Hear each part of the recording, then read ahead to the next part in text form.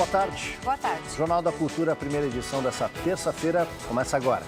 O PSDB mantém apoio ao governo Temer. No Congresso, a reforma trabalhista avança no Senado e deputados discutem a PEC das diretas. Mais uma febre do consumo infantil. No giro do brinquedo, alguns dizem que ele ajuda na concentração e relaxamento, mas especialistas não confirmam. Para superar a crise, uma receita de sucesso. A parceria entre a experiência e a criatividade. Bancários aposentados dão consultoria a empreendedores. Uns se mantêm ativos e outros descobrem como superar desafios. Líder da oposição russa vai ficar preso por 30 dias por convocar manifestações contra o governo. Centenas de jovens foram detidos nos protestos.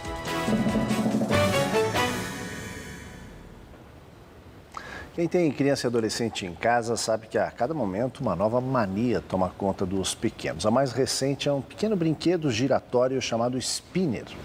Além da diversão, muita gente viu naquele pequeno pedaço de plástico a salvação para o estresse. Muita calma, é só um brinquedo. Tudo que ele faz é girar e girar. Mas o spinner virou um vício entre crianças e adolescentes nos Estados Unidos e na Europa. Há poucas semanas chegou ao Brasil. Mas esse produto simples, que tem 3 pontas e um eixo no meio, conseguiu a proeza de tirar o foco da criançada dos celulares e dos tablets. É um efeito hipnótico, você fica olhando aquilo, você não quer tirar o olho. É uma forma de distração e também pode desconectar a gente um pouco do mundo da tecnologia. E aí acaba fazendo com que a gente interaja mais com nossos amigos, porque a gente meio que fica fazendo umas competições. A gente normalmente brinca mais no recreio, fica todo mundo dividindo, fazendo, olha, eu sei fazer no joelho, eu sei fazer na testa, eu sei fazer no nariz, ó, vamos ficar passando. Nessa escola em São Paulo, a equipe pedagógica percebeu que a tendência chegou com força. A gente não pode ficar alienado, né? Fora do que está acontecendo, tem que entender o que é, por que está interessante, por que eles gostam. E aí a gente tentar reverter isso a favor do trabalho educacional, que é o que a gente tentou fazer agora nas oficinas Makers.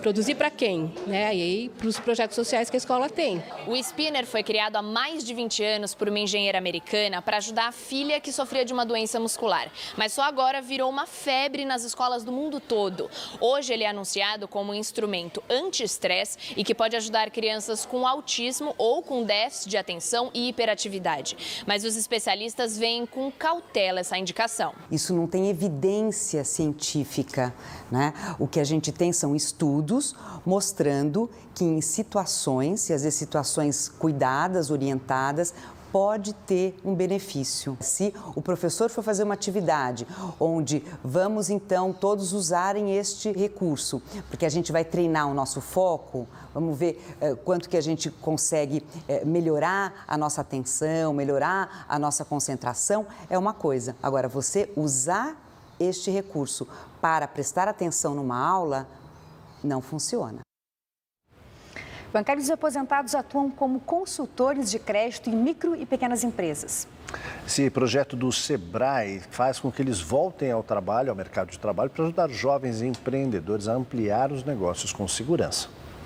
A fábrica de sorvetes de Diego tem mais de 30 anos. Nos últimos 8, o crescimento foi acentuado e agora, com a ajuda de seu Valdir, ele quer aperfeiçoar ainda mais os negócios. A experiência dele faz com que a gente cresça 3 anos em 1 ano, por tudo que ele está trazendo para a gente. Seu Valdir se aposentou há 2 anos e quer dividir o conhecimento que adquiriu em 42 anos de trabalho em bancos, além de se manter ativo. Eu espero receber justamente mais conhecimento, que a gente está sempre aprendendo, né? Agora, para ele, eu vou tentar passar a minha experiência. Profissionais experientes nem sempre são valorizados no quadro de funcionários de empresas. Uma pesquisa feita por um site de buscas de empregos mostra que a procura por uma recolocação no mercado de trabalho entre as pessoas com mais de 60 anos cresceu de 48% para 72% nos últimos 5 anos. O interesse aumentou, inclusive, entre os aposentados. E pensando neste público, o Sebrae desenvolveu um projeto do qual participam seu Valdir e Diego. O senhor orientador credenciou mais de 400 bancários aposentados em todo o país como consultores de crédito em micro e pequenas empresas. A consultoria tem 4 horas de duração e, ao longo dos 20 meses de contrato, cada consultor faz até 200 atendimentos e ganha no máximo R$ 5.000 por mês, pagos pelo Sebrae.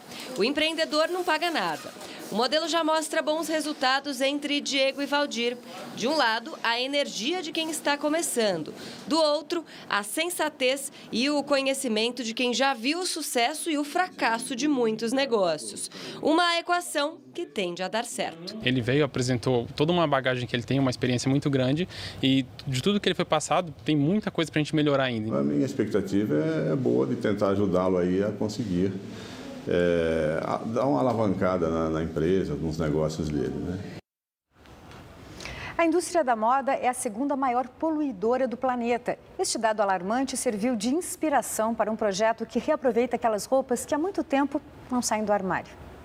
Com a ajuda da tecnologia, essas velhas roupas vão para novos donos. Quando recebeu o primeiro salário, Mariana gastou tudo na compra de uma calça jeans. O consumo também fazia parte da vida profissional.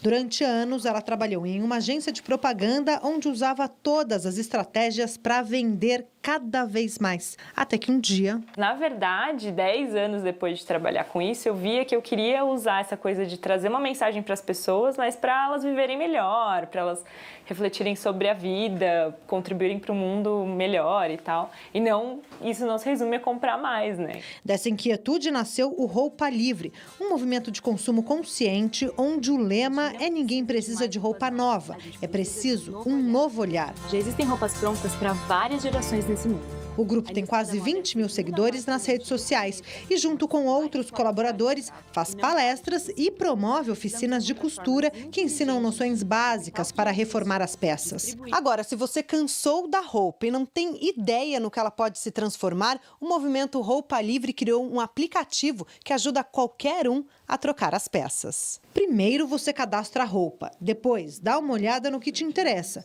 Se gostar de uma peça e o dono dela também gostar de algo seu, é só combinar a troca. Tem mais de 3 mil peças cadastradas já e a gente está chegando em 500 combinações já. Então, possibilidades de troca já está em 500. Sabia que muito do lixo que você produz na sua casa vai parar no mar? Pois é, o lixo plástico é um dos maiores poluidores dos oceanos. Para tentar diminuir esse impacto, a ONU Meio Ambiente começou essa semana uma campanha batizada de Mares Limpos. A campanha da ONU é uma iniciativa global para cobrar medidas concretas contra a poluição das águas.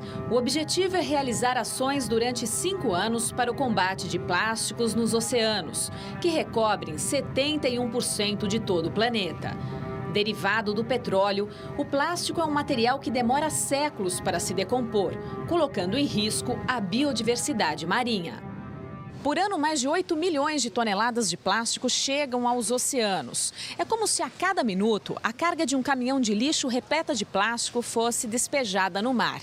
A maioria desse lixo marinho é proveniente de microesferas de polietileno utilizadas na fabricação de cosméticos e produtos de higiene, e também os descartáveis. As embalagens de alimentos e produtos em geral, além das polêmicas sacolinhas plásticas, são as grandes vilãs. Além de não descartá-las de forma correta para reciclagem, o consumidor desconhece o impacto ambiental causado pelo plástico. Eu tenho um cachorro, então eu colho as fezes do cachorro com essa sacolinha. Às vezes a gente coloca lixo para colocar na rua. E quando está rasgado, a gente coloca na reciclagem. As Nações Unidas estimam que, se não houver controle desse tipo de poluição até 2050, teremos mais plásticos que peixes. E 99% das aves marinhas terão ingerido o material. No Brasil, além das políticas públicas, é preciso uma mudança no comportamento do consumidor. É preciso educar o consumidor para o grande volume que representam as embalagens no total do consumo. E que essas embalagens precisam ser recicladas, seja para não acontecer esse problema nos mares, como vem acontecendo, seja porque há um grande benefício em fazer isso. A reciclagem é uma necessidade e é uma oportunidade.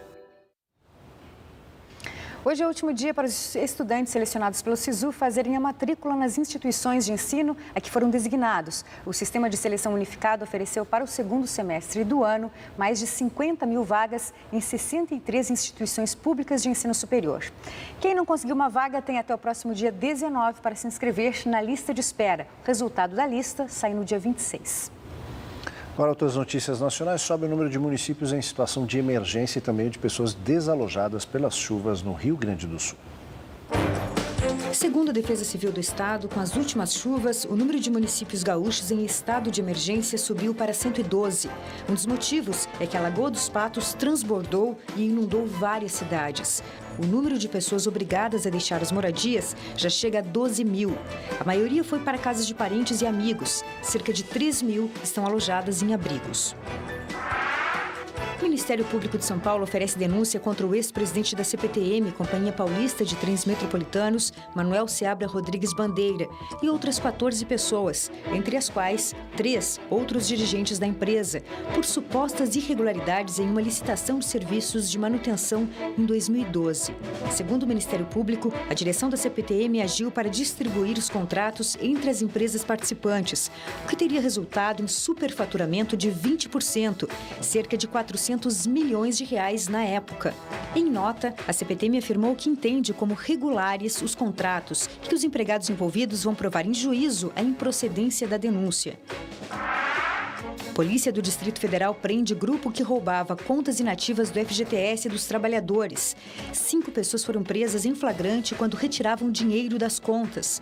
O grupo conseguiu os dados com o envio de e-mails falsos com o nome da caixa aos trabalhadores com saldo disponível para retirada. Um dos presos trabalhou em uma lotérica, onde tinha acesso aos dados de quem tentava sacar o FGTS inativo. A polícia investiga se funcionários do banco forneciam dados para a quadrilha. E o juiz Sérgio Moro condenou o ex-governador do Rio de Janeiro, Sérgio Cabral, a 14 anos e 2 meses de prisão em regime fechado por corrupção e lavagem de dinheiro na Operação Lava Jato. O PMDBista foi acusado de receber pelo menos R$2.700.000 em propina da empreiteira Andrade Gutierrez entre 2007 e 2011, em obras do complexo petroquímico do Rio de Janeiro ligado à Petrobras. Já a esposa de Cabral, Adriana Anselmo, foi inocentada por falta de provas em autoria ou participação nos crimes. As vendas no comércio tiveram uma injeção de ânimo em abril, com alta de 1% na comparação com março. Em relação a abril de 2016, as vendas cresceram 1,9%. Foi a primeira alta após 24 meses seguidos de queda. Ainda assim, o comércio acumula taxa negativa de 1,6% em 2017 e recuo de 4,6% em 12 meses. A principal influência positiva foi a do setor de supermercados, supermercados, produtos alimentícios, bebidas e fumo. O setor teve aumento de quase 1% nas vendas, após acumular 6% de queda nos 2 meses anteriores.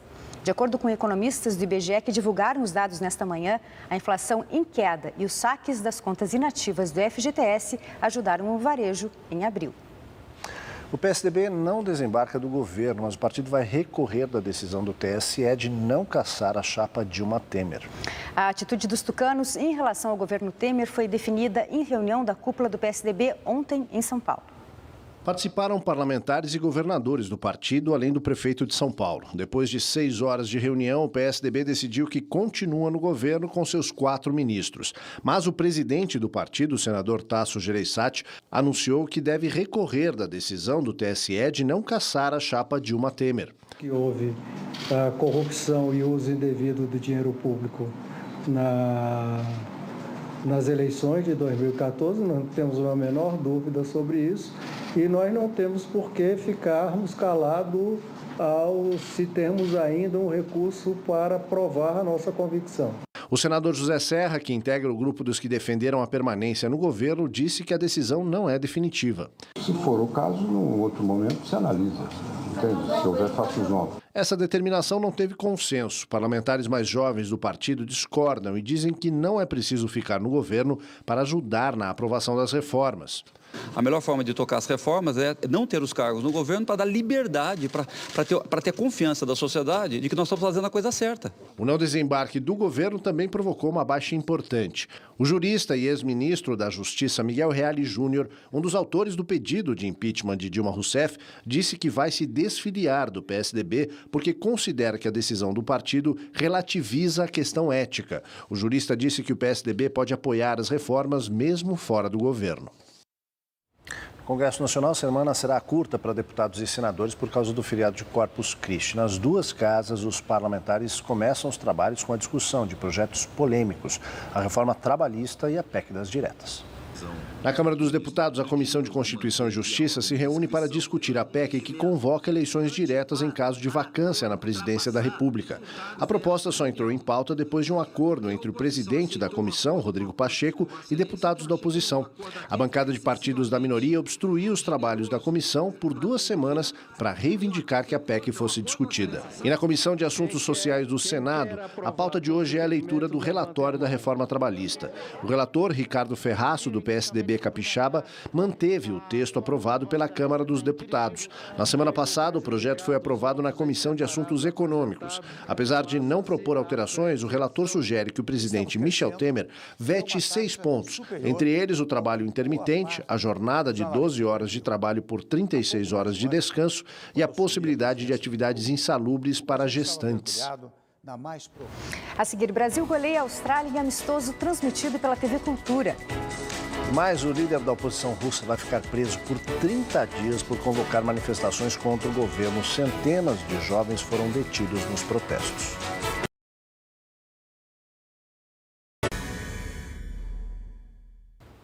Agora as notícias internacionais, o líder da oposição russa é condenado à prisão por convocar manifestações contra o governo Putin. Centenas de jovens também foram detidos. O opositor russo Alexei Navalny foi condenado a 30 dias de prisão por convocar manifestações não autorizadas contra a corrupção em toda a Rússia. Ele foi preso por determinação das forças de segurança ao sair de casa para ir ao protesto. O governo russo informou que outras 700 pessoas foram levadas pela polícia em São Petersburgo e em Moscou. Mas sites de notícias independentes falam em 1.000 detidos. As manifestações ocorreram em mais de 100 cidades russas e fazem parte do plano de Alexei Navalny de inflar uma campanha anti-Putin e concorrer às eleições presidenciais do ano que vem. A procuradora-geral da Venezuela, Luísa Ortega Dias, pediu a impugnação de 13 dos 32 juízes do Tribunal Supremo de Justiça, depois que a corte rejeitou um recurso contra a Assembleia Constituinte, que pode dar ainda mais poderes ao presidente Nicolás Maduro. Pela Constituição venezuelana, os magistrados são selecionados a partir de uma lista feita pelo procurador, o defensor do povo e pelo titular da Controladoria Geral da República, mas ela argumenta que não assinou o documento. Os 13 juízes foram escolhidos dias depois da eleição parlamentar vencida pela oposição. Caracas teve mais um protesto ontem contra o presidente. Um grupo colocou fogo na sede do Tribunal Supremo de Justiça. Pelo menos 51 pessoas morreram em Bangladesh em decorrência de deslizamentos de terra causados por 3 dias consecutivos de chuvas. O Departamento de Gestão de Desastres do país asiático informou ainda que 11 vítimas foram resgatadas com vida e levadas para hospitais e que existem desaparecidos. E chegou a hora do esporte com o Cadu Cortez. Dia cheio, Cadu. Tudo bem, Ana? Dia cheio. Muitos começando cedo, né? Tudo bem? Tranquilo, Cadu? Bem-vindo. Cedo, valeu. Vamos lá. Nossa hora do esporte, a gente começa com o futebol. O Brasil entrou em campo hoje de manhãzinha contra os donos da casa, a Austrália, num jogo amistoso e venceu bem. Vamos começar para ver logo os primeiros lances do jogo. Logo no comecinho, primeiro lance aos 10 segundos. Diego Souza completando esse lance aí, roubada de bola do Giuliano para fazer 1-0. Seleção brasileira. Aí já no segundo tempo, cabeçada do Davi Luiz, depois o Rodrigo Caio também de cabeça para uma nova cabeçada do Thiago Silva, hein? Voltando para fazer 2-0 Brasil. Lance bonito do Paulinho de calcanhar para o Tyson, que entrou no segundo tempo, fazer 3-0. E depois ainda o Diego Souza novamente aparecendo em cobrança de escanteio de cabeça, fazendo 4-0 Brasil. Lembrando que a CBF confirmou o Brasil e Equador em Porto Alegre, na Arena do Grêmio, no dia 31 de agosto, pelas eliminatórias. O Brasil voltando a campo aí de forma oficial, de fato, o Brasil volta a jogar pelas eliminatórias Copa do Mundo da Rússia de 2018. E hoje você perdeu, às 7h15 da noite, a TV Cultura vai exibir novamente um compacto com os melhores lances de Brasil e Austrália. Na sequência, às 7h15 da noite, tem um cartão verde especial com o time de comentaristas, Vladir Lemos, Celso Zelt, Vitor Biner e Roberto Rivelino, trazendo o que de melhor aconteceu nesse jogo entre Brasil e Austrália. Na madrugada de hoje, o basquetebol dos Estados Unidos conheceu o seu campeão e sem novidades. Mais um espetáculo do Golden State Warriors, mais um capítulo da história na NBA. Vamos ver. E muito pelas mãos de Kevin Durant, eleito o melhor jogador das finais. A equipe se tornou pentacampeã com a vitória por 129-120 sobre o Cleveland Cavaliers. Durant fez o que se esperava quando foi contratado no começo da temporada e se tornou o jogador de decisão do time. Terminou com 39 pontos.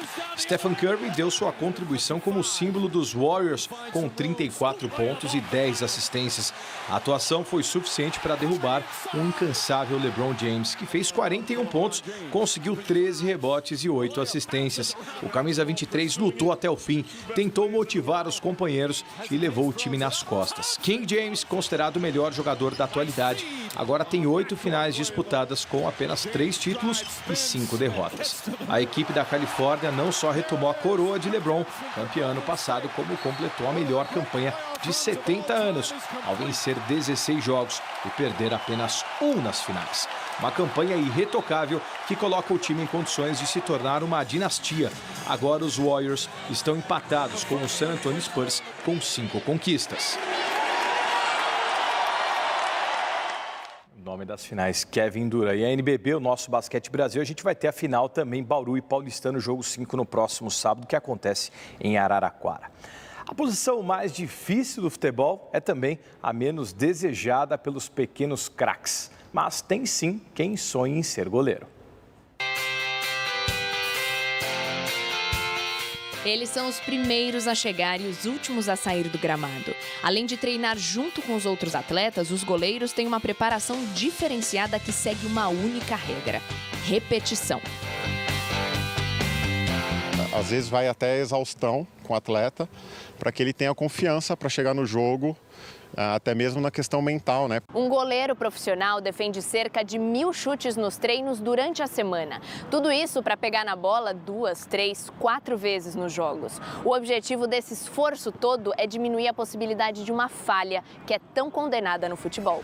Além disso, o famoso gol da vitória sempre transforma o atacante em herói, mesmo que na partida o goleiro tenha feito defesas milagrosas. Que posição que você quer jogar? Atacante. Porque tem bastante movimento, participa bastante no jogo. Zagueiro ou volante, mas de preferência zagueiro. Lateral porque corre bastante, não para quieto, eu gosto de correr, e ponta porque faz gol, né? Você corta pro meio, bate. Eu gosto de fazer gol. Pois é, nem todo mundo quer seguir a carreira de goleiro. O Giovani quer. Ele tem 13 anos e sonha em ser profissional desde os 6. Eu sempre tento analisar todos os goleiros, né? A técnica, a pegada para ver se é boa, a luva, né? Que também ajuda bastante. Eu tento me inspirar em todos, né? Os pais, claro, sofrem junto. É uma posição muito ingrata, mas ao mesmo tempo gratificante, porque a cada defesa, né, a emoção é bem maior, a felicidade de ver seu filho defendendo uma bola difícil é indescritível. Eles adaptaram a rotina da família para conseguir acompanhar o filho. Às vezes a avó leva, a avó busca, né, a avó vai junto. E nada melhor para um goleiro em formação do que receber conselhos de um dos melhores goleiros em atuação no Brasil. A nosso pedido, Fernando Praz, do Palmeiras, topou se encontrar com o Giovani. Muito sacrifício, tem que treinar bastante. Queria saber como que é a pressão de jogar num estádio com 40 mil pessoas te assistindo. Quando tu vai adquirindo uma experiência, nada mais é novo para ti.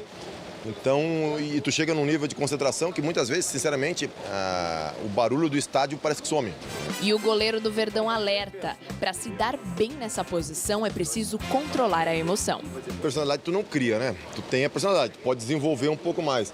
A experiência, para o goleiro, principalmente, é fundamental, né? O Ronaldo, que é ex-goleiro do Corinthians e da seleção brasileira, também enviou um recado para o Giovani. Treina bastante que você pode chegar lá, eu tenho certeza disso, tá?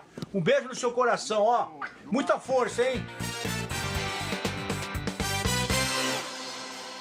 É isso aí, goleiro é uma posição ingrata mesmo, hein? Mas tem que... O goleiro vibra quase, né? A defesa, quando faz defesa, é quase um gol pro goleiro. Isso mesmo.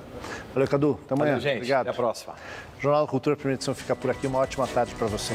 Agora você acompanha o JC Debate, que hoje fala sobre o grande número de jovens assassinados no Brasil. Uma ótima tarde, a gente se vê aqui amanhã. Até lá. Tchau.